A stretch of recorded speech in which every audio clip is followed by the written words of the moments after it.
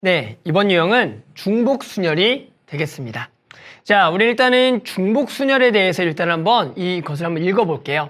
자, 지금 내용이 이렇게 써있죠. 중복순열. 서로 다른 n개에서 r개를 택하는 중복순열의 수를 n파이 r이라 했고, 그 값을 뭐라 계산하자? n의 r승이라고 계산하자라는 거예요. 자, 이 계산하는 방법과 이 말이 어디서 왔냐부터 한번 볼까요? 결국에는 우리가 요렇게 알게를 택하는 방법을 생각해 보면 요런 얘기입니다. 간단하게 보세요. 여기 숫자 1, 2, 3, 4, 5가 있고요. 이것을 가지고 우리가 세 자리 자연수를 만들어 보자. 그랬을 때 뭐가 허락이 되도록? 중복이 허락이 되도록 하는 세 자리 자연수를 만들어 보자라는 거예요. 이런 문제 한번 풀어봤을 거예요. 그렇게 되면 이것을 가지고 세 자리 자연수를 만든다는 것은 볼까요? 자, 여기에 올 수 있는 경우가 몇 가지예요? 5가지가 되겠죠. 그 다음 마찬가지 중복이 허락되니까 여기에도 올 수 있는 게 몇 가지예요? 5가지가 되겠고요. 마찬가지 여기 올 수 있는 것도 몇 가지다? 5가지가 되니까 우리가 뭐가 돼요? 5 곱하기 5 곱하기 5, 그래서 얘가 5의 3승이 되는 거예요. 자, 무슨 얘기예요?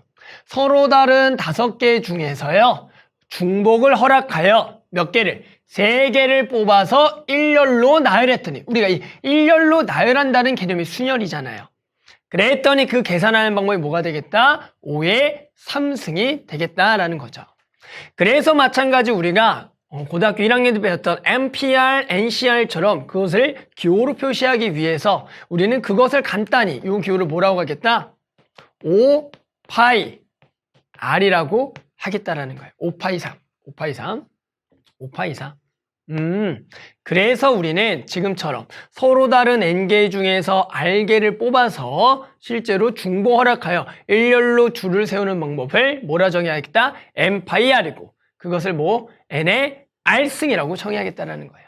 일단은 정의이기 때문에 그 기호를 그대로 따라가셔야 돼요. 근데 가끔씩 이제 학생들이 헷갈리는 게 뭐냐면은 지금 결국엔 이게 5의 3승인데 이것을 이제 뭐 3의 5승이라던가 이렇게 이제 헷갈릴 수가 있어요.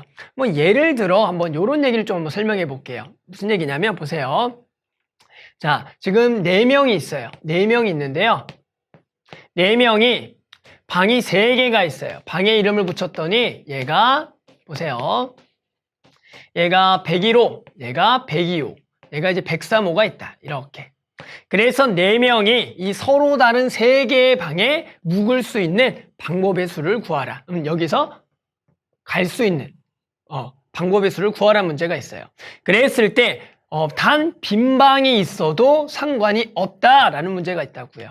4명이 101호, 102호, 103호에 하룻밤을 묵을 건데 그때 방을 선택하는 방법의 수를 구하라. 빈 방이 있을 수도 있다. 이런 문제가 있다고요. 그러면 우리가 이제 어떻게 생각해야 되냐면 지금 사람이 방을 선택하는 겁니까? 방이 사람이 선택합니까? 이게 되게 중요해요. 우리는 당연히 사람이 방을 선택하는 거죠. 그 얘기가 뭐예요?